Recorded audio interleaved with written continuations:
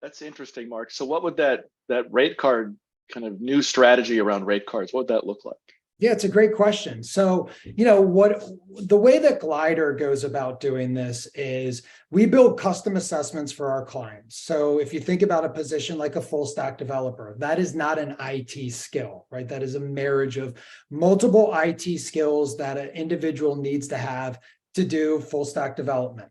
So by looking at each of those skills associated with a job title, and then looking at their proficiency level, an MSP or a VMO, whoever's developing that rate card, can basically tie a rate that's directly correlated to the assessment and the assessment results. So if I were, within Glider, and different assessment technologies score individuals differently, but within Glider, if I'm a 92 with Java development, and I'm a 91 in React framework, that's showing I have a senior level proficiency of those skills. And you can tie a rate maybe that says, hey, above 90, our organization is willing to pay this amount. From 87 to 90, we think you're more of a mid-level developer.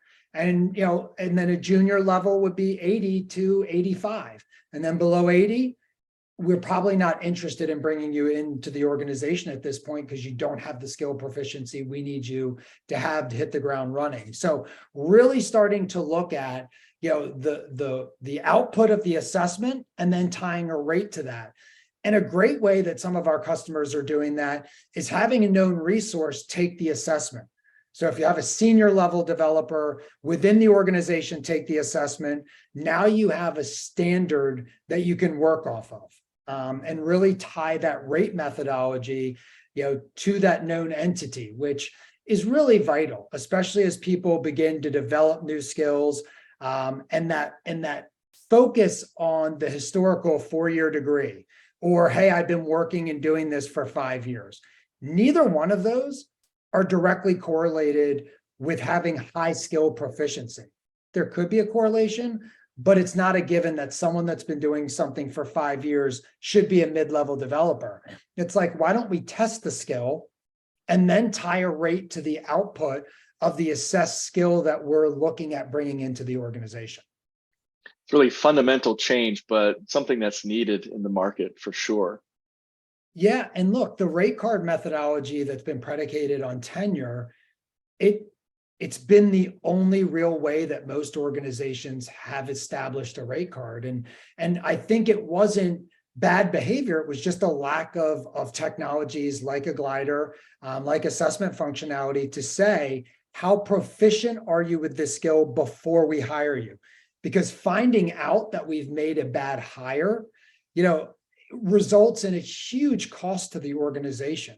And so this front end knowledge of what are we actually getting and what are we willing to pay for that, it does a number of things, right? It reduces turnover, reduces mishires. It can reduce the amount of what we call interview tax, the time associated with people having to go through interviews.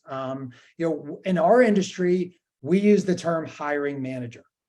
The truth is there's really no such thing as a hiring manager.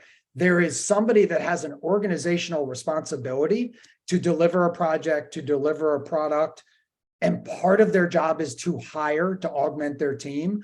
But I think that would be, if you surveyed folks that hire, probably the worst part of their job within the organization. There's a lot of stress on them finding the right person, bringing them in, onboarding them, and then kind of crossing your fingers to hope that they have an impact to your project that's not negative, and you don't need to look for a replacement for that individual.